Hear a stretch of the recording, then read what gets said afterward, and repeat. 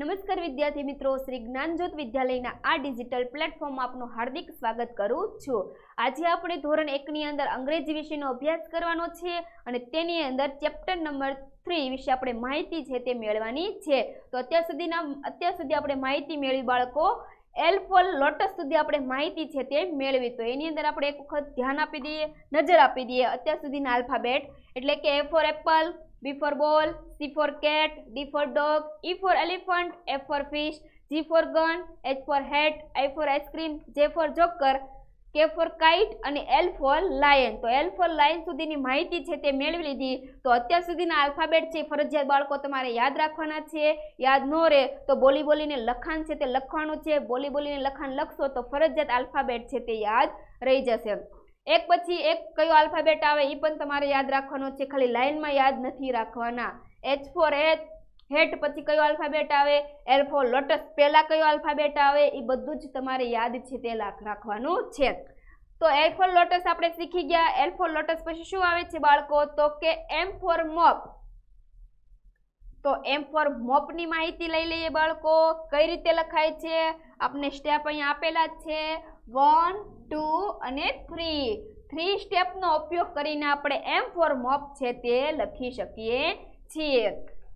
તો સૌપ્રથમ ઊભી લીટી, પછી ત્યાંથી શું કીધું છે તો કે વળાંક લો અને બીજો વળાંક લો, એટલે શું થઈ જાય છે બાળકો, M for મોપ છે તે થઈ જશે। સૌપ્રથમ ઊભી લીટી કરવાની કીધી છે, પછી પાછું ઉપર આવીને M for મોપ છે તે લખવાનો છે। તો બાજુમાં ચિત્ર આપેલું છે, ચિત્રનો ઉપયોગ પછી કરશું। સૌપ્રથમ આપણે M for મોપ છે તે ઘૂંટી નાખીએ।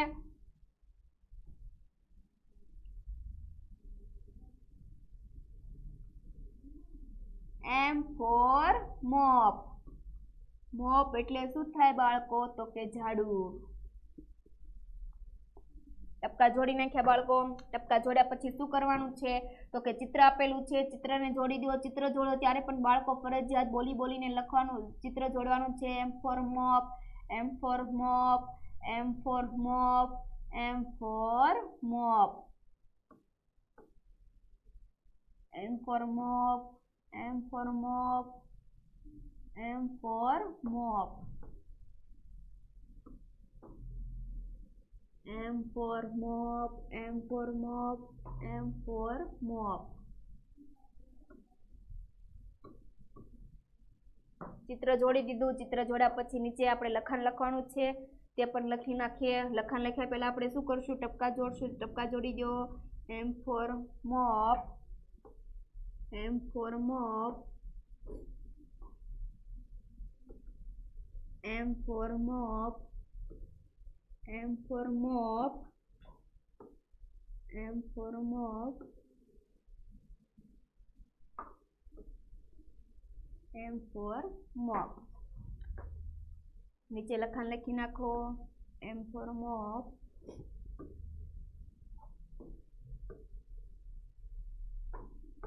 જો બાળકો આ પણ આલ્ફાબેટ વચ્ચેની લીટીમાં જ ફરજિયાત લખવાનો છે।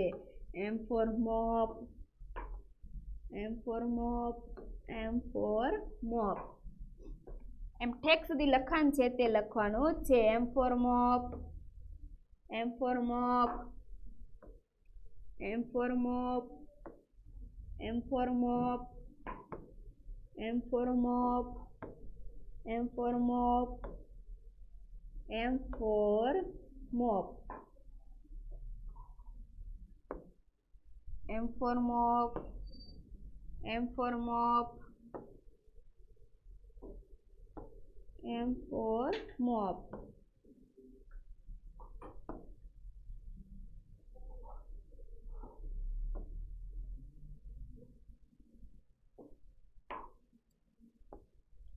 M for mop.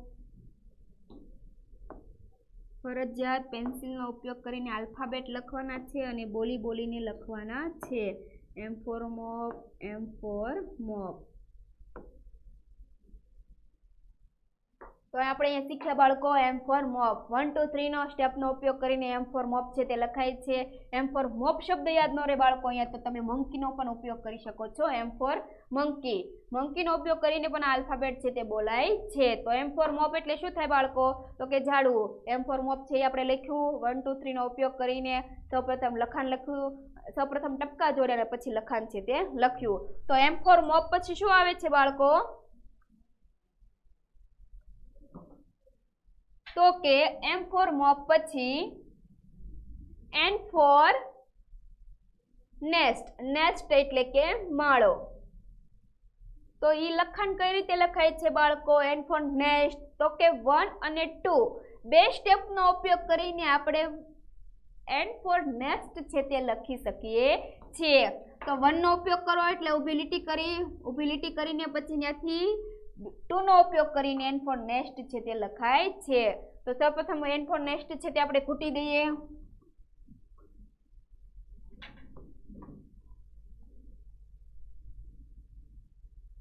N for nest છે તે ઘૂંટવું. હવે બાજુમાં ચિત્ર આપ્યું છે તે પણ આપણે ઘૂંટી દઈએ. પેન્સિલનો ઉપયોગ કરીને ફરજિયાત આ ઘૂંટવાનું છે. તો એન ફોર નેસ્ટ બોલીને તમે આ ચિત્ર છે તે ઘૂંટો.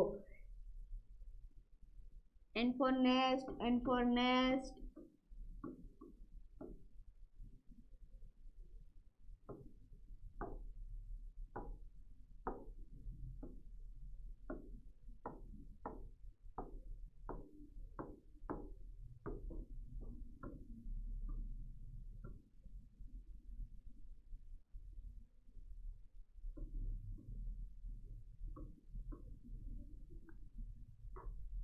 તો ટપકા જોડી દીધા. ટપકા જોડ્યા પછી આપણે નીચે લખાણ લખવાનું કીધું છે તો લખાણ લખી નાખો. એન ફોર નેસ્ટ,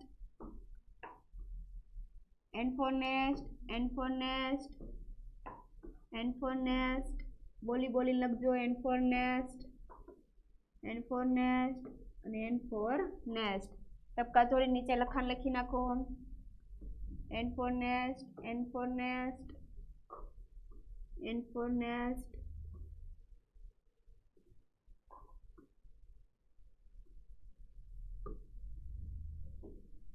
આ પણ જો બાળકો વચ્ચે જ લખાય છે. 3 લીટીમાં આપ્યું છે એમાં વચ્ચે જ એન ફોર નેસ્ટ છે તે લખાય છે.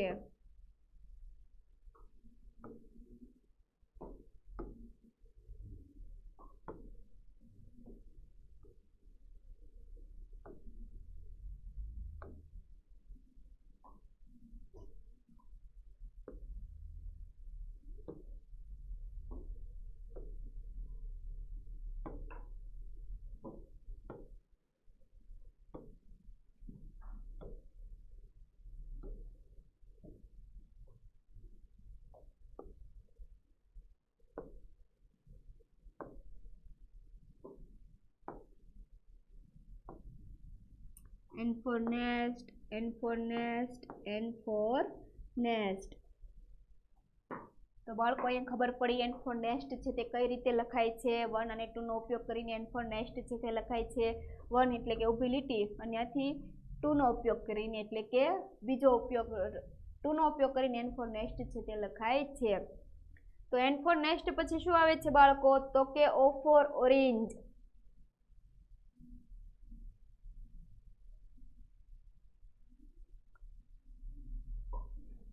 O for orange કેમ લખાય છે? તો કે 1 એટલે કે એક સ્ટેપનો ઉપયોગ કરીને એટલે કે ગોળ મીંડું કરીને આપણે O for orange છે તે લખાય છે.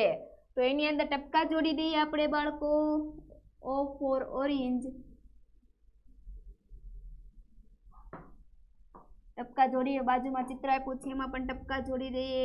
O for orange.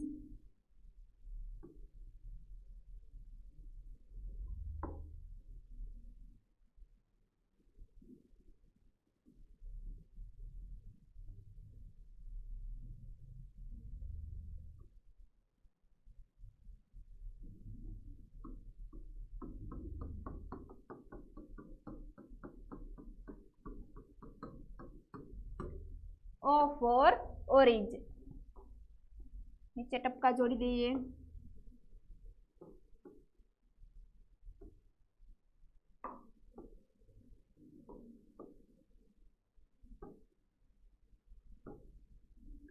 O for orange. Orange ટપકા જોડ્યા પછી નીચે લખાણ લખી નાખીએ. O for orange. O for orange.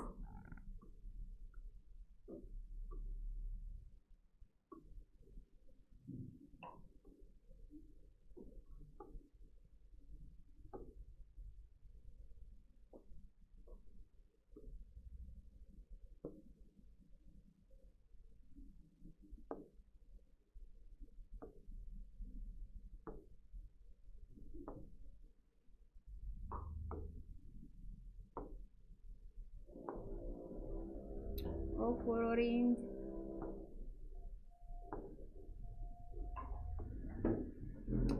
O for orange.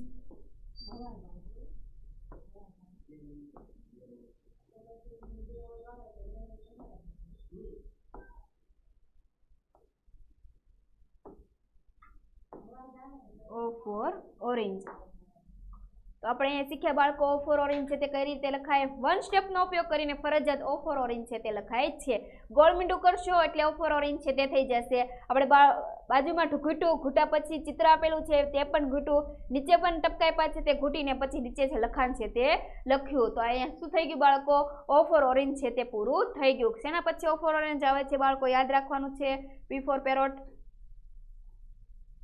N for nest પછી O for orange છે તે આવે છે. તો N for nest સુધી એટલે કે O for orange સુધી આપણે માહિતી છે તે મેળવી લઈએ. O for orange સુધીની અત્યાર સુધીના આપણે આલ્ફાબેટ શીખ્યા એમાં એકવાર રિવિઝન કરી નાખીએ. તો એમાં શું કીધું? પહેલી ABCD અને બીજી ABCD એમાં A for apple, A for apple, B for ball, એની પછી C for cat, D for dog, E for elephant, F for fish, G for gun, H for hat, I for ice cream, J for joker, J પછી K for kite, L for lion, M for monkey, N for nest, અને O for orange. તો અહીંયા સુધીનો આપણે અભ્યાસક્રમ છે તે કર્યો. ફરીથી એકવાર A B C D E F G H I J K L M N O. તો આ અત્યાર સુધીનો અભ્યાસ ફરજિયાત તમારે પાઠ્યપુસ્તકની અંદર તો લખવાનું છે બાળકો. તમારી અંગ્રેજીની જે નોટ છે એની અંદર પણ ફરજિયાત તમારે આલ્ફાબેટ છે તે લખવાના છે. સામે પહેલો આલ્ફાબેટ લખજો, પહેલી ABCD નો, એની સામે સ્મોલ આલ્ફાબેટ, બીજી ABCD નો આલ્ફાબેટ લખજો. બે બાજુમાં લખશો એટલે તમને પહેલી અને બીજી ABCD માં ફરક છે તે જોવા મળશે કે પહેલી ABCD કઈ રીતે લખાય છે અને બીજી ABCD છે તે કઈ રીતે લખાય છે તે તમને આની અંદર ખબર પડશે.